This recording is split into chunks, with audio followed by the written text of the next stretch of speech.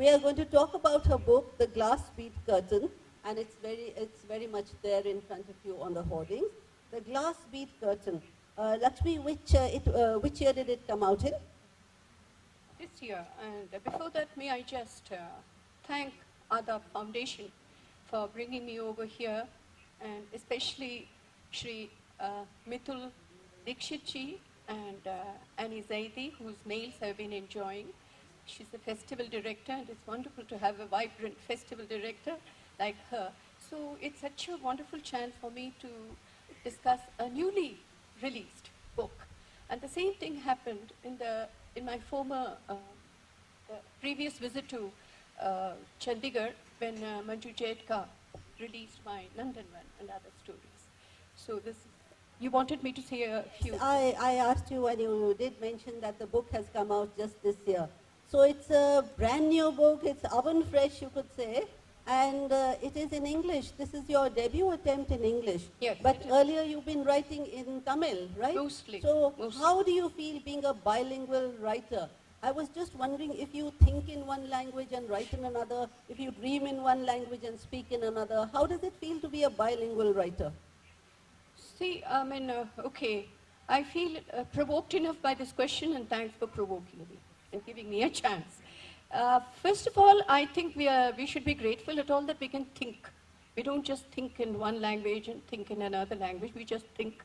And medium is the language. The medium is the language. And it has been as delightful for me to write in Tamil because it takes me very close to my people from all walks of life. And it's equally very rewarding to write in English because you reach an even wider audience.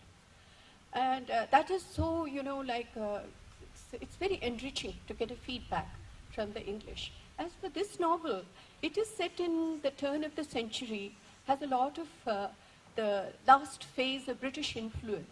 And the entire novel came to me in English. I did not resist. I just wrote it. Instead of, remembering, oh, you are Kaveri, you should write in Tamil, and then translate into English laboriously. I just said, no, I'll just write this in English. So that's how it Kaveri is the name that Lakshmi uses. It's a pen name, a pseudonym, nom de plume. And Kaveri, that is that river. So like the river flows on, similarly you have this flow of literature, flow of writings, novels, and creative work coming from Kaveri Lakshmi. So tell me, how did the readers of your Tamil literature, your Tamil books, how did they react to your novel in English? They reacted pretty well. I've had a good feedback from Tamil Nadu and from Karnataka. And because it takes them back to their 2 generations above, their mothers and their grandmothers, grandfathers, and how they were molded by British India, and how, in what way they resisted British, and in what way they absorbed the British. So it seemed to tell a whole lot of story that touched them very closely. Was it difficult for you to visualize the British India? Not at all. Because you were far removed from them in time. Not really far removed. I am a senior citizen, if you please. So, and then you can imagine the age of my parents and then my grandparents. And I grew up with my grandparents. There was this, when I grew up in my grandparents' house, there was this very charming colonial hangover at that time when I was a child. Large houses, park play, this, British contact, and this thing like that and all that. So it all came back to me as with a recall value. Where did we absorb? What did we absorb? What did we throw out? How did we evolve? So I found these older generations amazingly poised and independent, even when they were exposed to British rule. Lakshmi, you are a woman writer. Not just a writer, but a woman writer. Tell me, is a woman writer different from a man writer, a male writer? And remember what Virginia Woolf says about a room of one's own, that a woman must have a room of one's own if she wants to write, otherwise she won't be able to write. What is your view on this issue? Do you need a certain space for yourself in order to write? And if you didn't have that space, you would not be able to write. What do you feel about it? Yes, a woman writer has to assert and create her space. however, well-to-do she may be or not well-to-do, there is this space that she has to create, the space of quiet, the space of acceptance, the space of functioning and actually putting the pen down to paper. It doesn't come easily to her.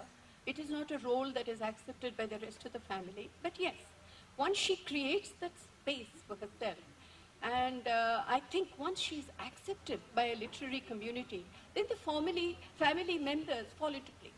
Then they sort of, just sort of give in. Did you have to struggle a lot?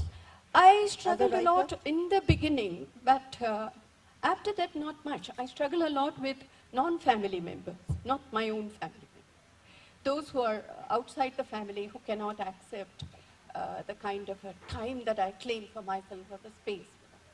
But no longer within the family. And what were your sources of inspiration? In general and for this novel? My background is, a formal background is in literature. I taught literature. So there has always been that kind of an inspiration to do something literary. And the inspiration came from people, mainly from people. And from books, ideas certainly, but mainly from people as living examples.